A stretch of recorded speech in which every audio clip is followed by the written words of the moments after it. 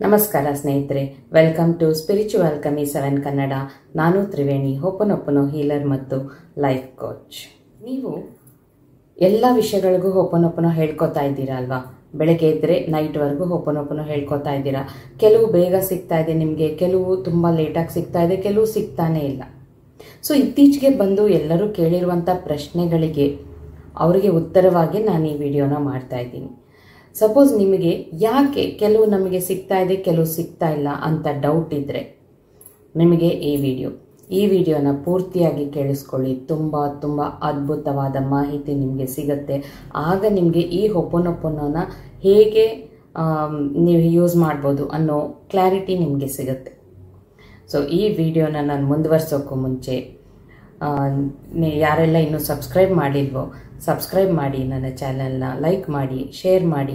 ತುಂಬ ಅದ್ಭುತವಾದ ವಿಷಯಗಳೊಂದಿಗೆ ದಿನ ನಿಮ್ಮ ಮುಂದೆ ಬರ್ತಿರ್ತೀನಿ. ಹಾಗಾಗಿ ಯಾವ ಮಾಹಿತಿಯನ್ನು ನೀವು ಮಿಸ್ ಮಾಡಬಾರ್ದಲ್ವಾ, ಅದಕ್ಕೆ. ಸೊ ಈಗ ಹೇಳ್ತೀನಿ, ಮತ್ತೆ ಮುಂದುವರ್ಸೋಣ. ಫಸ್ಟ್ ಆಫ್ ಆಲ್, ಹೋಪನೊಪ್ಪನೋ ಅಂದರೆ ಏನು? ಒಂದು ಬದಲಾವಣೆ ತರೋದು, ಒಂದು ಚೇಂಜನ್ನು ತರೋದು, ಒಂದು ಪಾಸಿಟಿವ್ ಆಗಿ ಚೇಂಜನ್ನು ತರುವಂಥದ್ದು. ಮೀನಿಂಗ್ ಯಾವ ವಿಷಯದಲ್ಲಿ ಪಾಸಿಟಿವ್ನ ತರೋದು ಅಂದರೆ ಹೇಗೆ? ನಮ್ಮ ಪಾಸ್ಟನ್ನು ನಮ್ಮಿಂದ ರಿಲೀಸ್ ಮಾಡಿಸಿ ನಮ್ಮನ್ನು ಪಾಸಿಟಿವ್ ಆಗಿ ಅಭಿವೃದ್ಧಿ ಮಾಡುತ್ತೆ ಈ ಹೋಪನೊಪ್ಪನೋ.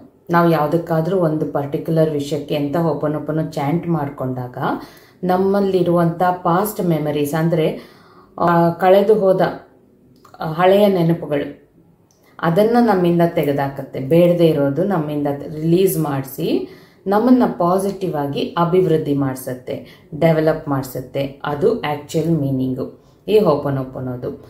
ಸೊ ಫಸ್ಟ್ ಆಫ್ ಆಲ್, ಈ ಹೋಪನೊಪ್ಪನೋ ಅಂದರೆ ಇನ್ನೂ ಆಳವಾಗಿ ಹೇಳಬೇಕು ಅಂದರೆ, ಸಿಂಪಲ್ಲಾಗಿ ಹೇಳಬೇಕು ಅಂದರೆ, ಆಳವಾಗಲ್ಲ, ಸಿಂಪಲ್ಲಾಗಿ ಹೇಳಬೇಕು ಅಂದರೆ, ಏನೇ ಆಗಲಿ ಜವಾಬ್ದಾರಿನ ನಾವೇ ತಗೊಳ್ಳೋದು.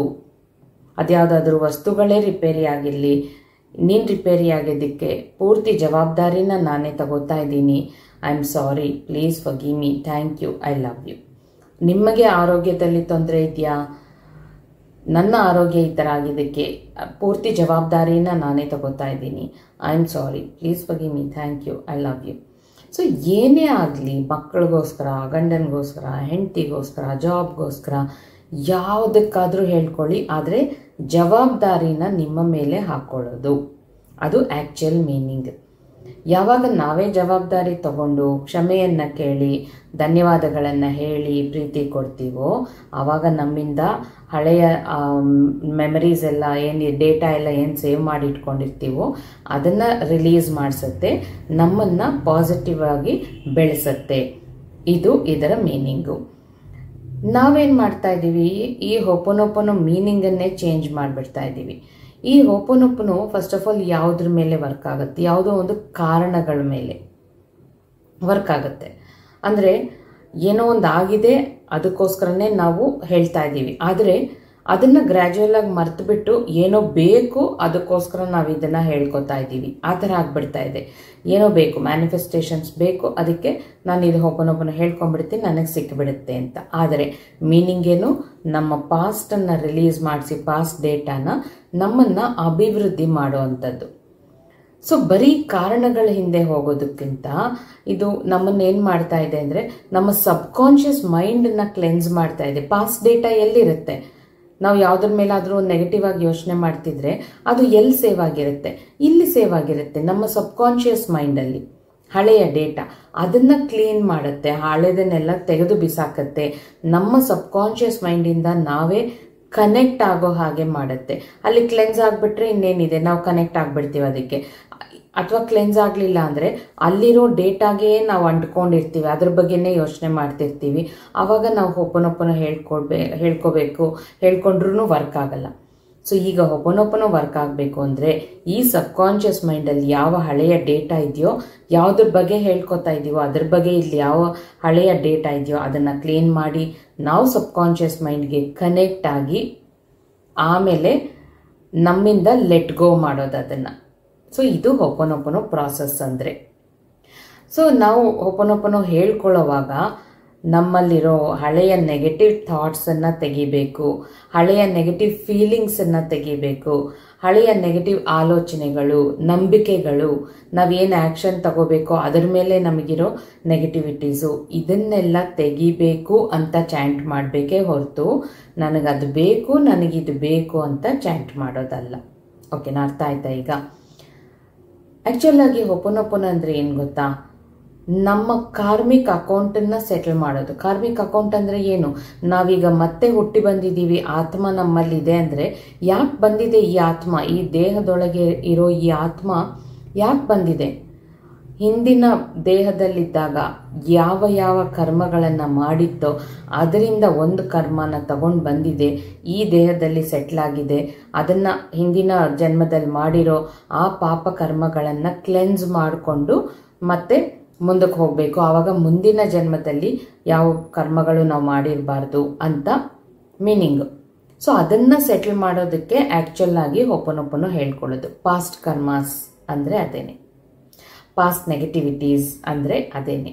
ಸೊ ಹಿಂದಿನ ಯಾವ ನಾವು ಸಾಲ ತಗೊಂಡು ಬಂದಿರ್ತೀವಿ, ಕರ್ಮಗಳ ಸಾಲ, ಅಲ್ಲಿಂದ ಬಾರೋ ಮಾಡ್ಕೊಂಡು ಬಂದಿರ್ತೀವಿ, ಅದನ್ನು ಕ್ಲೆನ್ಸ್ ಮಾಡ್ಕೋಬೇಕು ಅಂದರೆ ಪ್ರತಿನಿತ್ಯ ಹೋಪೋನೋಪೋನೋ ಹೇಳ್ಕೊತಾ ಇದ್ದಾಗ ಕ್ಲೆನ್ಸ್ ಆಗುತ್ತೆ. ಇದು ಹೇಗೆ ಗೊತ್ತಾ? ಈಗ ತಂದೆ ತಾಯಿ ಹೇಗೆ ಮಕ್ಕಳೇನಾದರೂ ಮಾಡ್ತಿರ್ಲಿ, ನಾನಿದ್ದೀನಿ ನಿನಗೆ, ನೀನು ಧೈರ್ಯವಾಗಿ ಮುಂದಕ್ಕೆ ಹೋಗು, ನೀನು ಚೆನ್ನಾಗಿ ಓದು, ಅಥವಾ ಮಕ್ಕಳು ಸೈಕಲ್ ಓಡಿಸೋವಾಗ ನಾನಿದ್ದೀನಿ, ಹಿಂದೆ ಇದ್ದೀನಿ, ಇಟ್ಕೊಂಡಿದ್ದೀನಿ, ನೀನು ಬೀಳಲ್ಲ, ನೀನು ಧೈರ್ಯವಾಗಿ ಮುಂದಕ್ಕೆ ಹೋಗು ಅಂತ ಹೇಗೆ ಮೋಟಿವೇಟ್ ಮಾಡ್ತೀವಿ ನಾವು ಪೇರೆಂಟ್ಸ್ ಮಕ್ಕಳಿಗೆ, ಅದೇ ರೀತಿ ನಮ್ಮ ಇನ್ನರ್ ಚೈಲ್ಡ್ಗೆ ನಾವು ಮೋಟಿವೇಟ್ ಮಾಡ್ತಾ ಇದ್ದೀವಿ. ಹಳೆಯ ಡೇಟಾನೆಲ್ಲ ತೆಗೀತಾ ಇದ್ದೀವಿ. ನಮ್ಮ ಇನ್ನರ್ ಚೈಲ್ಡ್ಗೆ ನಾವು ಹೇಳ್ತಾ ಇದ್ದೀವಿ, ಸಾರಿ, ನನ್ನ ಕ್ಷಮಿಸ್ಬಿಡು, ಯಾಕೆಂದರೆ ನಾನು ನಿನ್ನನ್ನು ಹುಷಾರಾಗಿ ನೋಡ್ಕೊಂಡಿಲ್ಲ, ಎಷ್ಟೋ ಗಾಯಗಳು ನಿನಗೆ ಹಾಕ್ಬಿಟ್ಟಿದ್ದೀನಿ, ನಿನಗೆ ನೋವು ಕೊಟ್ಟಿದ್ದೀನಿ, ನಿನಗೆ ಪ್ರಾಮುಖ್ಯತೆಯೇ ಕೊಡಲಿಲ್ಲ, ಯಾವಾಗಲೂ ನನ್ನ ಬಗ್ಗೆನೇ ಯೋಚನೆ ಮಾಡ್ತಾ ಇದ್ದೆ ಹೊರತು ನಿನ್ನ ಬಗ್ಗೆ ನಾನು ಯೋಚನೆನೇ ಮಾಡಲಿಲ್ಲ, ನಿನ್ನ ಬಗ್ಗೆ ನಾನು ರೆಸ್ಪಾನ್ಸಿಬಿಲಿಟಿನೇ ತಗೊಂಡಿಲ್ಲ, ಜವಾಬ್ದಾರಿನೇ ತಗೊಂಡಿಲ್ಲ. ಇದನ್ನೆಲ್ಲ ಯಾರಿಗೆ ಹೇಳ್ತಾ ಇದ್ದೀರಾ? ನಿಮ್ಮೊಳಗಿರೋ ಇನ್ನರ್ ಚೈಲ್ಡ್ಗೆ. ಹೋಪೋನೋಪೋನೋ ಹೇಳ್ಕೊತಾ ಇರುವಾಗ I am sorry, please forgive me ಅಂದರೆ ಇದನ್ನೆಲ್ಲ ಹೇಳ್ಕೊತಾ ಇದ್ದೀರಾ. ಇವತ್ತು ನಾನಿದ್ದೀನಿ ನಿನ್ನ ಜೊತೆ ಇಲ್ಲಿ. ನನ್ನಲ್ಲಿ ಯಾವ ಹಳೆ ಮೆಮರೀಸ್ ಇದೆಯೋ, ಯಾವ ಹಳೆಯ ನೆನಪುಗಳಿದೆಯೋ ಅದನ್ನು ನನ್ನಿಂದ ರಿಲೀಸ್ ಮಾಡಿಸ್ತಾ ಇದ್ದೀನಿ, ಅಂದರೆ ನಿನ್ನಿಂದ, ಇನ್ನರ್ ಚೈಲ್ಡಿಂದ ರಿಲೀಸ್ ಮಾಡ್ತಾ ಇದ್ದೀನಿ ಅದನ್ನು. ಹಾಗಾಗಿ ಅದು ನಮಗೆ ಬೇಡ. ಏನೇ ಆಗಲಿ ಯಾವಾಗಲೂ ನೀನು ನನ್ನ ಜೊತೆನೇ ಇದ್ದೆ, ನನ್ನಿಂದ ಆ ಹಳೆಯ ನೆನಪುಗಳನ್ನು ರಿಲೀಸ್ ಮಾಡೋಕ್ಕೆ ಸಹಾಯ ಮಾಡಿದ್ಯಾ, ನನ್ನನ್ನು ನಾನು ಕ್ಲೆನ್ಸ್ ಮಾಡ್ಕೊಳ್ಳೋದಕ್ಕೆ ಸಹಾಯ ಮಾಡಿದ್ಯಾ, ಅದಕ್ಕೆ ಥ್ಯಾಂಕ್ ಯು ಸೋ ಮಚ್. ಧನ್ಯವಾದಗಳು ಹೇಳಿದಾಗ ಎಲ್ಲರಿಗೂ ಎಷ್ಟು ಖುಷಿಯಾಗುತ್ತೆ. ಇವಾಗ ನೀವೆಲ್ಲೋ ಕೂತಿರ್ತೀರ, ಮನೇಲಿ ಕೂತಿರ್ತೀರ, ಒಂದು ಗ್ಲಾಸ್ ನೀರು ಬೇಕು, ಮನೇಲಿ ಯಾರಾದರೂ ಇದ್ದಾಗ ಅವ್ರಿಗೆ ಒಂದು ಗ್ಲಾಸ್ ನೀರು ತೊಗೊಂಬಂದಾಗ ಅವ್ರು ನೀರು ತಂದು ಕೊಟ್ಟಿದ ತಕ್ಷಣ ನಿಮ್ಗೆ ಎಷ್ಟು ರಿಲೀಫ್ ಆಗುತ್ತಲ್ವಾ? ಇಲ್ಲಾಂದರೆ ನೀವು ಮಾಡ್ತಾ ಇರೋ ಕೆಲಸ ಬಿಟ್ಟು ನೀವಾಗಿ ಹೋಗಿ ನೀರು ತೊಗೊಂಡು ಬಂದು ಕುಡಿಬೇಕಿತ್ತು. ಆದರೆ ನಿಮಗೆ ಅವ್ರು ಸಹಾಯ ಮಾಡಿದಾಗ ಥ್ಯಾಂಕ್ ಯು ಅಂತ ಹೇಳಿ ನೀರು ತಗೊಂಡು ಕುಡಿದಾಗ ಅವ್ರ ಮುಖದಲ್ಲಿ ಕೂಡ ಒಂದು ಕಿರುನಗೆ ಬರುತ್ತೆ. ಅಂದರೆ ಆ ಥ್ಯಾಂಕ್ ಯು ಅನ್ನೋದು ಎಲ್ಲರ ಮನಸ್ಸಲ್ಲಿ ಅಷ್ಟು ಖುಷಿನ ಕೊಡುತ್ತೆ. ಹಾಗಿರುವಾಗ ನಾವು ನಮ್ಮ ಇನ್ನರ್ ಚೈಲ್ಡ್ಗೆ ಹೇಳ್ಕೊಂಡಾಗ ಅದು ಕೂಡ ಖುಷಿ ಪಡುತ್ತಲ್ವ? ಹಾಗಾಗಿ ಥ್ಯಾಂಕ್ ಯು ಹೇಳಿದ್ದೀವಿ. ಥ್ಯಾಂಕ್ ಯು ಹೇಳಿದ ನಂತರ ಅದಕ್ಕೆ ಐ ಲವ್ ಯು, ನಾನು ನಿನ್ನ ನಿಜವಾಗ್ಲೂ ಎಷ್ಟು ಪ್ರೀತಿ ಮಾಡ್ತಾ ಇದ್ದೀನಿ ಗೊತ್ತಾ? ನಾನು ನಿನ್ನ ಅಪ್ಕೋಬೇಕು. ಪ್ರೀತಿ ಅಂದರೆ ಏನು? ಹೀಗೆ ಹಗ್ ಮಾಡಿದಾಗ ಪ್ರೀತಿ. ಸೊ ನಾವು ನಮ್ಮ ಇನ್ನರ್ ಚೈಲ್ಡ್ನ ಹಗ್ ಮಾಡೋಕ್ಕಾಗಲ್ಲ. ಸೊ ಐ ಲವ್ ಯು ಅಂದ್ರೇ ಅದರಲ್ಲಿ ಆ ಪ್ರೀತಿ ಅಂದ್ರೇ ನಾವು ಆ ಮಗುನ ಅಪ್ಪಿಕೊಂಡು ನಮ್ಮ ಪ್ರೀತಿಯನ್ನು ಕೊಡ್ತಾ ಇದ್ದೀವಿ ಅಂತ.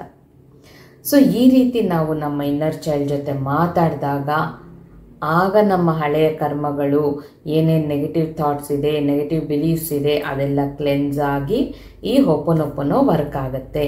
ಸೊ ಇನ್ನು ಮುಂದೆ ಈಗ ಗೊತ್ತಾಯ್ತಲ್ಲ ಆ್ಯಕ್ಚುಯಲ್ ಹೋಪೋನೋಪೋನೋ ಮೀನಿಂಗ್ ಏನು ಅಂತ. ಸೊ ಇನ್ನು ಮುಂದೆ ನೀವು ಯಾವುದೇ ವಿಷಯಕ್ಕೆ ಹೇಳ್ಕೊಂಡ್ರು, ಇವಾಗ ನಿಮಗೆ ದೇಹದಲ್ಲಿ ಎಲ್ಲೋ ಒಂದು ಕಡೆ ನೋವಿದೆ, ತಲೆನೋವಿದೆ ಅಂದ್ಕೊಳ್ಳೋಣ, ನಿಮ್ಮ ಇನ್ನರ್ ಚೈಲ್ಡ್ಗೆ ಹೇಳ್ತಾ ಇದ್ದೀರಾ, ನಾನು ಏನೇನು ಮಾಡಿ ಈ ತಲೆನೋವನ್ನು ತಂದ್ಕೊಂಡು ಅದರ ಜವಾಬ್ದಾರಿ ನನ್ನದೇ. ನಾನೇನಾದರೂ ಹಳೆ ವಿಷಯಗಳನ್ನೆಲ್ಲ ಬಿಡೋಕ್ಕಾಗದೆ ಇನ್ನೂ ಗಟ್ಟಿಯಾಗಿ ಹಿಡಿದಿಟ್ಕೊಂಡು ಈ ತಲೆನೋವು ತಂದ್ಕೊಂಡು ನಿನಗೂ ಹರ್ಟ್ ಮಾಡ್ತಾ ಇದ್ದೀನಿ, ನಾನೂ ಹರ್ಟ್ ಆಗ್ತಾ ಇದ್ದೀನಿ, ಅದಕ್ಕೆ ನನ್ನ ಕ್ಷಮಿಸ್ಬಿಡು. ಈ ರೀತಿ ನಮ್ಮ ಇನ್ನರ್ ಚೈಲ್ಡ್ ಜೊತೆ ನಾವು ಮಾತಾಡಿಕೊಂಡಾಗ ಆವಾಗ ಆ ಹೋಪೋನೋಪೋನೋ ಸೂಪರಾಗಿ ವರ್ಕ್ ಆಗುತ್ತೆ.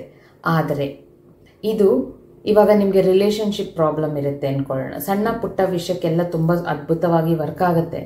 ರಿಲೇಷನ್ಶಿಪ್ಪಲ್ಲಿ ಗಂಡ ಹೆಂಡತಿ ಜಗಳ ತುಂಬ ಸೀರಿಯಸ್ ಆಗಿ ಹೋಗ್ತಾ ಇದೆ, ಆಲ್ಮೋಸ್ಟ್ ಡಿವೋರ್ಸ್ಗೆ ಹೋಗ್ತಾ ಇದ್ದೀರಾ, ಅಥವಾ ಒಬ್ರಿಗೊಬ್ರು ಅಂಡರ್ಸ್ಟ್ಯಾಂಡಿಂಗೇ ಇಲ್ಲ, ಮಕ್ಕಳು ಕೂಡ ಹುಟ್ಟಿದ್ದಾರೆ, ಅವರು ಕೂಡ ಬೆಳೀತಾ ಇದ್ದಾರೆ, ಆದರೆ ನೀವಿಬ್ಬರು ಮಾತ್ರ ಅಂಡರ್ಸ್ಟ್ಯಾಂಡಿಂಗೇ ಇಲ್ಲ, ಅಥವಾ ತುಂಬ ಸಾಲಗಳಾಗಿದೆ, ಏನೋ ತುಂಬ ಎಷ್ಟೋ ವರ್ಷಗಳಿಂದ ಯಾವುದೋ ನೋವುಗಳು ನಿಮ್ಮನ್ನು ಕಾಡ್ತಾ ಇದೆ, ಜಾಬೇ ಸಿಗ್ತಾ ಇಲ್ಲ, ಈ ರೀತಿ ಪ್ರಾಬ್ಲಮ್ಸ್ ಇದ್ದಾಗ ನಿಮ್ಮ ಇನ್ನರ್ ಚೈಲ್ಡಲ್ಲಿರೋ ಏನು ನೆಗೆಟಿವಿಟಿ ಇದೆ ಅದನ್ನು ನೀವು ಲೆಟ್ ಗೋ ಮಾಡಿಸಿ ಹೇಳ್ಕೊತೀರಾ. ಆದರೂ ಇನ್ನೂ ಕೆಲವು ಕರೆಕ್ಷನ್ಸ್ ಮಾಡಬೇಕಾಗತ್ತೆ. ಅದು ಬರೀ ಈ ಥರ ಓಪನ್ ಹೇಳ್ಕೊಂಬಿಟ್ರೆ ನಿಮಗೆ ಸಿಕ್ಬಿಡಲ್ಲ. ಇದನ್ನು ಕೂಡ ನೀವು ಹುಷಾರಾಗಿ ಕೇಳಿಸ್ಕೊಳ್ಳಿ. ಎಲ್ಲ ಇದರಿಂದನೇ ಸಾಲ್ವ್ ಆಗುತ್ತೆ ಅಂದ್ಕೊಳ್ಳೋಕ್ಕಾಗಲ್ಲ. ಯಾಕೆಂದರೆ ಇದು ಎಷ್ಟೋ ವರ್ಷಗಳಿಂದ ನೀವು ಹಾಕಿಟ್ಕೊಂಡಿರೋದು. ಇದನ್ನು ಓಪನೋಯಿಂದನೇ ನಾವು ತೆಗಿತೀವಿ. ಹೇಗೆ? ಅಡ್ವಾನ್ಸ್ ಓಪನೋಯಿಂದ. ಅಡ್ವಾನ್ಸ್ ಓಪನ್ ಅಂದರೆ ನಾವೇನು ಹೀಲಿಂಗ್ಸ್ ಮಾಡ್ತಿರ್ತೀವೋ ಅದು. 1 ತಿಂಗಳು ಹೀಲಿಂಗ್ ಮಾಡಿಸ್ಕೊಂಡಾಗ ಆ 1 ತಿಂಗಳಲ್ಲಿ ನೀವು ಚಿಕ್ಕ ವಯಸ್ಸಿಂದ ಹೇಗಿದ್ರಿ, ಎಷ್ಟು ಸಂತೋಷವಾಗಿದ್ರಿ, ಮಧ್ಯದಲ್ಲಿ ಯಾವಾಗ ಪ್ರಾಬ್ಲಮ್ ಆಯಿತು, ಯಾಕಾಯಿತು, ಆ ಪ್ರಾಬ್ಲಮಿಂದ ನಿಮ್ಮನ್ನು ವಿಮುಕ್ತರನ್ನಾಗಿ ಮಾಡಿ ಎಂಟೈರ್ ಲೈಫ್, ಈ 1 ತಿಂಗಳಿಂದ ನಿಮ್ಮ ಎಂಟೈರ್ ಲೈಫ್ ನೀವು ಏನೇ ಕಷ್ಟ ಬಂದರೂ ಆತ್ಮವಿಶ್ವಾಸದಿಂದ ಧೈರ್ಯವಾಗಿ ಎದುರ್ಕೊಳ್ಳೋ ಶಕ್ತಿಯನ್ನು ನಿಮ್ಮಲ್ಲಿ ತುಂಬಿರ್ತೀವಿ. ನಿಮ್ಮಲ್ಲಿರೋ ಎಲ್ಲ ನೆಗೆಟಿವ್ ಎಮೋಷನ್ಸನ್ನು ತೆಗೆದಿರ್ತೀವಿ. ಸೊ ಈ ರೀತಿ ಇರುತ್ತೆ ಹೀಲಿಂಗ್ಸು. ಸೊ ನಿಮಗೆ ಆ ಥರ ಪ್ರಾಬ್ಲಮ್ಸ್ ಇದ್ದಾಗ ಇಂಡಿವಿಜುವಲ್ ಹೀಲಿಂಗ್ಸ್ ಇದೆ, ಗ್ರೂಪ್ ಹೀಲಿಂಗ್ಸ್ ಇದೆ, ಲೈಫ್ ಕೋಚಿಂಗ್ಸ್ ಇದೆ. ಇಂಡಿವಿಜುವಲ್ ಹೀಲಿಂಗ್ ಅಂದರೆ ಒಬ್ರೊಬ್ಬರಿಗೆ ಹೀಲ್ ಮಾಡ್ತೀವಿ ನಿಮ್ಮ ಪ್ರಾಬ್ಲಮ್ಗೆ. ಗ್ರೂಪ್ ಹೀಲಿಂಗ್ ಅಂದರೆ ಒಂದು 7-8 ಜನ ಇರ್ತಾರೆ. ಹೀಲಿಂಗ್ ಸೇಮೇ ಇರುತ್ತೆ, ಇಂಡಿವಿಜುವಲ್ ಆದರೂ ಗ್ರೂಪ್ ಆದರೂ. ಆದರೆ ಅದಾದಮೇಲೆ ನಿಮ್ಮ ಪ್ರಾಬ್ಲಮ್ಗೆ ಮಾತ್ರ ಮಾತಾಡ್ತೀವಿ. ಗ್ರೂಪ್ ಆದರೆ ಎಲ್ಲರೂ ಡೌಟ್ಸ್ ಕೇಳ್ತಿರ್ತಾರೆ, ಎಲ್ಲರ ಡೌಟ್ಸ್ಗೂ ಆನ್ಸರ್ ಮಾಡಿದಾಗ ನಿಮಗೂ ಎಷ್ಟೊಂದು ವಿಷಯಗಳು ತಿಳಿಯುತ್ತೆ, ಅದಿರುತ್ತೆ. ಆಮೇಲೆ ಲೈಫ್ ಕೋಚಿಂಗ್ ಅಂದರೆ ಯಾರ್ಯಾರಿಗೆ ಸೂಸೈಡಲ್ ಥಾಟ್ಸ್ ಇರುತ್ತೆ, ಆ ಭಾವನೆಗಳಿಂದ ಹೊರಗೆ ಬರೋಕ್ಕಾಗ್ತಾ ಇರಲ್ಲ, ಒದ್ದಾಡ್ತಾ ಇರ್ತಾರೆ, ಲೈಫಲ್ಲಿ ಎಲ್ಲ ಕಳ್ಕೊಂಡಿದ್ದೀನಿ, ಏನೂ ಇಲ್ಲ, ಆ ಥರ ನನಗೇನೂ ಆಗಲ್ಲ, ಈ ಥರ ಇರ್ತಾರಲ್ಲ ಅಂಥವ್ರಿಗೆ ಲೈಫ್ ಕೋಚಿಂಗ್ ಇರುತ್ತೆ. ಸೊ ಈ ರೀತಿ ಇರುತ್ತೆ. ಸೊ ಯಾವುದಕ್ಕೆ ಓಪನ್ ಮಾಡ್ಕೊಳಕ್ಕಾಗತ್ತೆ. ಇವಾಗ ನಾನು ಹೇಳಿರೋ ವಿಷಯಗಳನ್ನು ಅರ್ಥ ಮಾಡಿಕೊಂಡು ಆ ರೀತಿ ಓಪನ್ ಹೇಳ್ಕೊಳ್ಳಿ. ಅದಕ್ಕೂ ಸರಿ ಹೋಗ್ತಿಲ್ಲ ಅಂದಾಗ ಓಕೆ, ಇದನ್ನು ಹೀಲಿಂಗಲ್ಲೇ ಸರಿ ಮಾಡ್ಕೋಬೇಕು ಅಂತ ಹೀಲಿಂಗ್ ಮಾಡಿಸ್ಕೊಳ್ಳಿ. ಅಥವಾ ನೀವೇ ಹೀಲಿಂಗ್ ಮಾಡಬೇಕು ಅಂದ್ರೂ ಕೋರ್ಸ್ ಕಲೀರಿ. ನೆಕ್ಸ್ಟ್ ವೀಕ್ NLP ಕೋರ್ಸ್ ಇರುತ್ತೆ. ಅದಾದಮೇಲೆ ನೆಕ್ಸ್ಟ್ ವೀಕ್ ಓಪನ್ ಕೋರ್ಸ್ ಇರುತ್ತೆ. ನೀವು ಕೂಡ ನಂತರ ಎಲ್ಲರಿಗೂ ಹೀಲಿಂಗ್ ಮಾಡಬಹುದು. ಎಷ್ಟೋ ಜನರ ಜೀವನನ ಬದಲಾಯಿಸಿರ್ತೀರ ನೀವು. ಸೊ ಇಲ್ಲಿಗೆ ನಾನೇನು ಹೇಳಬೇಕು ಅಂದ್ಕೊಂಡೋ ಅದು ಮುಗೀತು. Thank you so much. ಇಲ್ಲಿವರೆಗೂ ಇಷ್ಟೊತ್ತವರೆಗೂ ನನ್ನ ಮಾತುಗಳನ್ನು ತಾಳ್ಮೆಯಿಂದ ಕೂತ್ಕೊಂಡು ಕೇಳಿಸ್ಕೊಂಡು ಪ್ರತಿಯೊಬ್ಬರಿಗೂ ತುಂಬ ಹೃದಯದ ಧನ್ಯವಾದಗಳು. Thank you so much. Love you all.